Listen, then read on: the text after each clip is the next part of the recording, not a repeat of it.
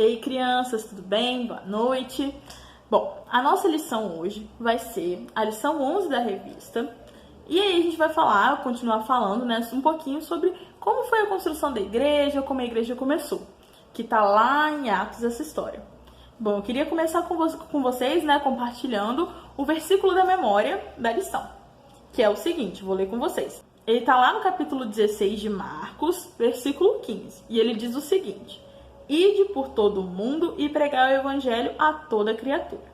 Agora eu vou orar com vocês fecham o olho aí e eu fecho o olho daqui pra gente começar a nossa aula, tá bom?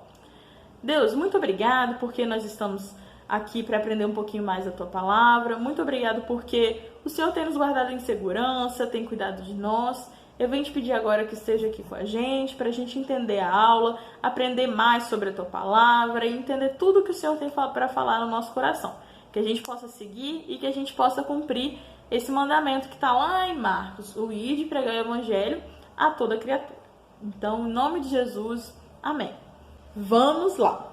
A nossa aula hoje é para a continuação da história de Paulo e Barnabé, que eles foram mandados, né, pela igreja de Antioquia para pregar o evangelho. E o que é esse evangelho? É anunciar, né, que Jesus é nosso Salvador, que ele morreu numa cruz para nos salvar dos nossos pecados. Então vamos ler João 3,16 para entender melhor o que é esse evangelho. Vamos lá, João 3, capítulo 3, versículo 16. Porque Deus amou ao mundo de tal maneira que deu o seu Filho unigênito para que todo o que nele crê não pereça, mas tenha vida eterna. Enfim, depois dessa viagem, Paulo e Barnabé, eles, né, ficaram um tempo na cidade de Antioquia, planejando uma segunda viagem.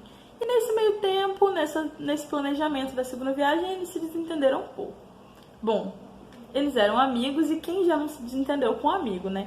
Acontece, eles se desentenderam um pouquinho. E aí, nesse desentendimento, uma coisa um pouco chata, mas aí o Barnabé, ele queria levar para essa segunda viagem, então, por causa dessa discussão, João Marcos. Só que aí Paulo ficou muito chateado, porque João Marcos, esse rapaz, ele já tinha ido numa viagem anteriormente com eles, e ele meio que largou a viagem no meio, não continuou com eles, então o Barnabé ficou um pouco chateado. Mas o ponto é que nem sempre a gente vai ter a mesma opinião dos nossos amigos, né?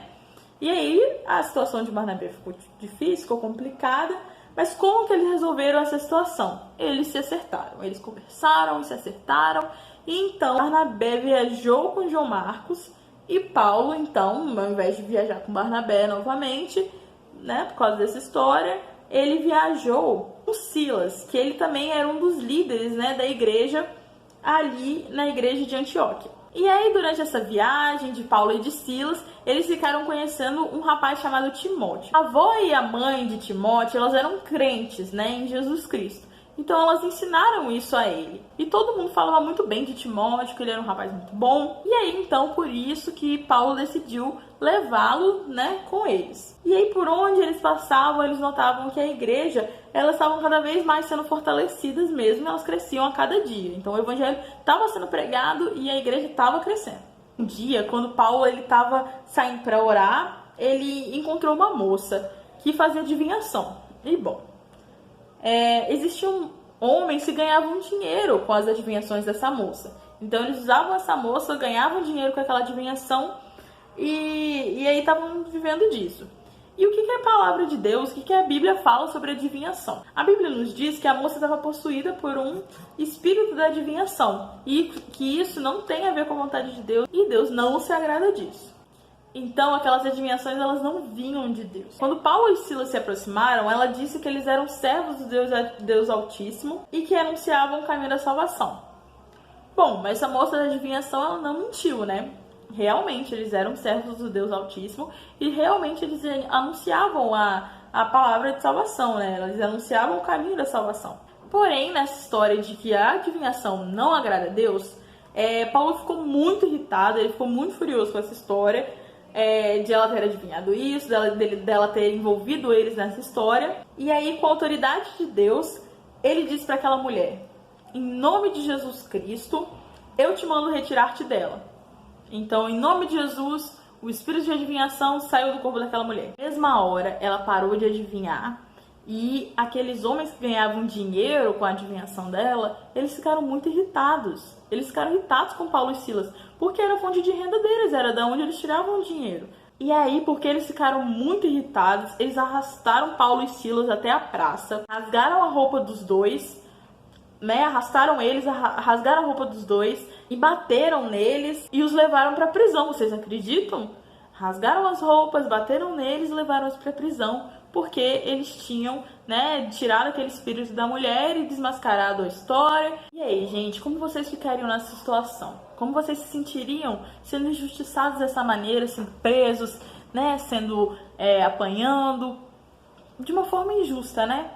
Enfim, aí eles foram levados presos e certamente a gente ia ficar chateado e a gente ia acabar murmurando, né? A gente ia acabar reclamando daquela situação. Mas o que os dois fizeram? Eles foram para a cadeia e à meia-noite eles começaram a orar e entoar louvores a Deus. Vocês sabem o que aconteceu? Todos os presos os ouviram, todos os presos ouviram as orações e os louvores e houve um terremoto naquele lugar.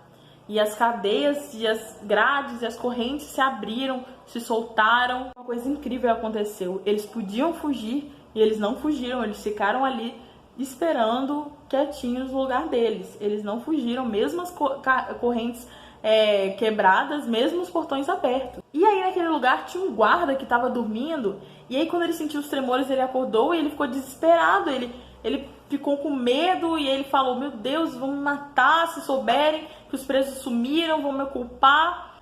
E ele queria tirar até a própria vida dele por causa disso. Mas aí ele ouviu Paulo gritando: estamos aqui.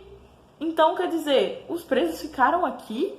Ele não entendeu muito. E nessa hora, o guarda reconheceu que Paulo e Silas, eles eram homens de Deus. Então, ele pediu para Paulo e Silas, né, perguntou para Paulo e Silas o que ele poderia fazer para ser salvo. E vocês sabem que Paulo e Silas disseram? Eles disseram: crê no Senhor Jesus e serás salvo, tu e tua casa. Então, Paulo e Silas, eles pregaram a palavra de Deus para aquele homem e para a família dele também, e os batizaram. Então aquele homem levou eles para casa e cuidou deles, cuidou dos ferimentos deles, né? Além de se converter a Cristo, ele foi lá e cuidou de Paulo e de Silas, das feridas, né, dos machucados que tinham sido feitos a eles. E aí, gente, eu queria pensar um pouquinho com vocês. Quem imaginaria, gente? Quem imaginaria passando por toda humilhação, por ter sido machucado, por ter sido preso injustamente, por uma coisa que não deveria ter acontecido? Quem de nós não reclamaria e quem de nós oraria a Deus e louvaria? Entende, crianças? Então, o que isso tudo a gente pode aprender com essa lição, que a gente pode aprender com Paulo e com Silas? Mesmo em toda situação difícil, a gente precisa orar, a gente precisa louvar a Deus, porque Ele está presente com a gente o tempo todo.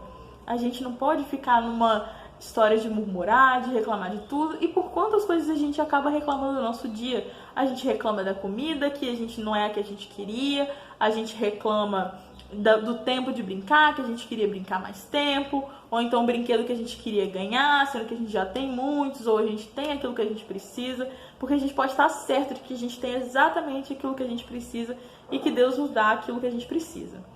Então, o que a gente pode aprender com isso, né, gente? A gente tá numa situação difícil agora, vocês sabem, vocês estão em casa, alguns estão tendo aula, alguns não, tudo online que tá acontecendo, a gente tá tendo a nossa EBD online, e nessa situação toda a gente teria muitas razões para reclamar. Paulo e Silas, eles tinham muito mais razões para reclamar, eles estavam sendo machucados, a gente tá seguro dentro de casa, eles foram presos, a gente tá dentro de casa sem poder sair, mas a gente não tá preso. Igual eles estavam na cadeia, né?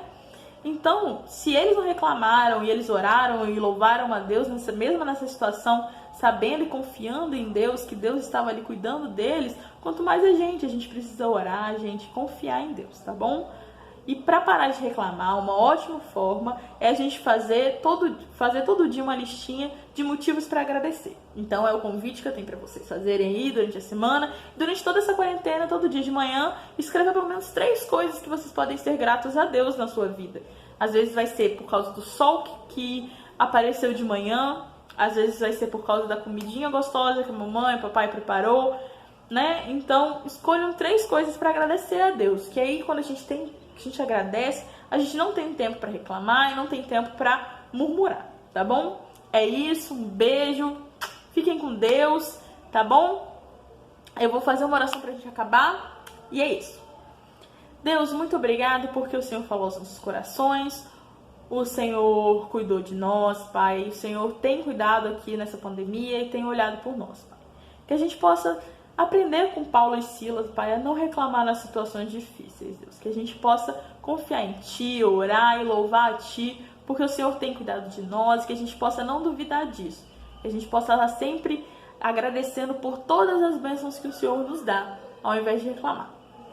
E que o Senhor possa continuar cuidando de nós, cuide de cada um que está em casa, assistindo, das crianças. E que o Senhor possa também estar nos sustentando durante essa pandemia, que esse momento possa acabar logo, que a gente não se perdure nisso, que isso acabe. Em nome de Jesus, Pai, é o que a gente te pede. Amém. Amém? É isso.